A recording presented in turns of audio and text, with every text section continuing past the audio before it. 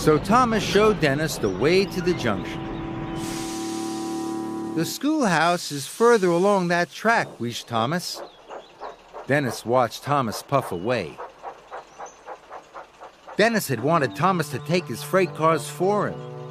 Suddenly, Dennis had another idea. He blasted his horn again. Then again. Thomas heard the noise. He was worried. Dennis watched Thomas come back. His new trick had worked. Now Dennis would pretend to have something wrong with him. "Help!" Dennis cried. "I'm overheated. You'll have to shunt those freight cars for me."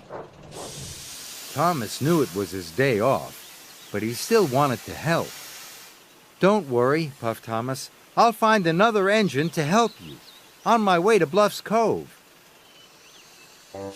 Dennis was cross. He wanted Thomas to shunt his freight cars. Dennis decided to leave his freight cars. Then another engine will have to take them, he thought. So Dennis raced away. He didn't care about the tires. He didn't care about Thomas. All he cared about was getting far away from his work. His wheels were spinning faster and faster. Then there was trouble. "Help!" called Dennis. "Help! Help!" But this time, there was no one there to help.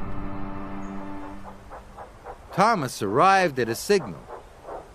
Percy had some important news. "The workmen are waiting for Dennis to bring the tires to repair the school roof. The children can't go to school until it's mended. And no one knows where Dennis is," Percy added. "I do," wheezed Thomas. "He's broken down. I must go back to help him right away." Thomas quickly found Dennis. Thomas was very surprised. "I thought you broke down at the junction," wheezed Thomas. "And where are the freight cars of tiles?" Dennis looked very shamefaced. "I tricked you," said Dennis quietly.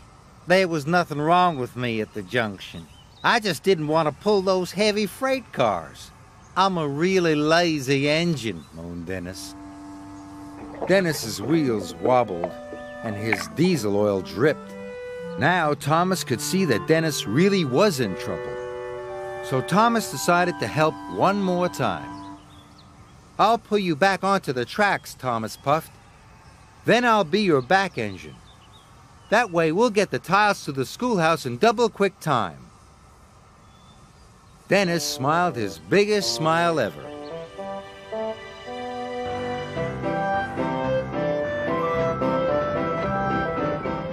Dennis and Thomas finally pulled into the schoolhouse station. Sir Topham Hatt was waiting.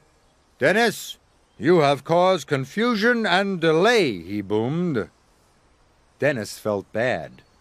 "Thomas has shown me that being a really useful engine is much better than being really lazy," Dennis wheezed. Sir Topham Hatt was pleased. Thomas was pleased too.